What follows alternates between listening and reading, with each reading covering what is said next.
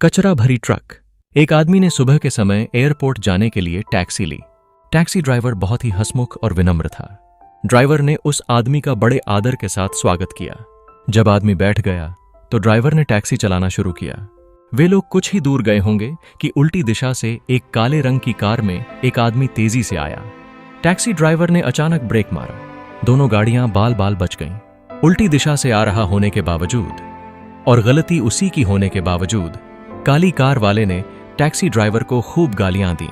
वह जितना मर्जी बोलता रहा, लेकिन टैक्सी ड्राइवर मुस्कुराते हुए सब कुछ सुनता रहा। उसने कुछ नहीं कहा। उस आदमी ने उसे भड़काने के लिए कई खराब शब्दों का इस्तेमाल किया, पर टैक्सी ड्राइवर ने अपना धैर्य नहीं खोया। वह चुप रहा। कोई प्रतिक्रिया न मिलने पर वह बदतमीज ड्राइवर बड़बड़ाता हुआ चला गया। इस बीच टैक्सी ड्राइवर शांत था, मानो कुछ हुआ ही न हो। उसके जाने के बाद उसने टैक्सी फिर से चालू की। यह सब देखकर टैक्सी में बैठा यात्री हैरान रह गया। उससे रहा नहीं गया और उसने अपने टैक्सी ड्राइवर से पूछ ही लिया, अरे भाई, आपकी कोई गलती नहीं थी, फिर आपने उसे जवाब देकर क्यों नहीं डांट दिया? अगर ब्रेक में 1 सेकंड का भी फर्क होता तो आपकी टैक्सी बुरी तरह से क्षतिग्रस्त हो जाती और हम दोनों अस्पताल में होते। आपने इतना सब कुछ क्यों सहन किया? क्या आपको गुस्सा नहीं आया? अगर मैं आपकी जगह होता तो मैं उसे उससे भी ज्यादा सुना देता। टैक्सी ड्राइवर मुस्कुराया और जवाब देने की बजाय उसने उल्टा सवाल किया, साहब, आपको कचरा भरी ट्रक का नियम पता है? यात्री ने नहीं में सिर हिलाया। ड्राइवर ने कहा, साहब, बहुत से लोग ऐसे होते हैं जो कचरा भरी ट्रक की तरह होते हैं।